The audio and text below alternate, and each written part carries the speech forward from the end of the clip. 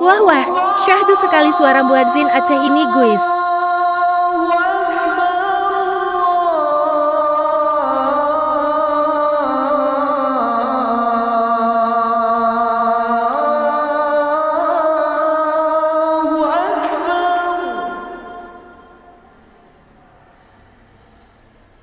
أشهد أن لا إله إلا الله.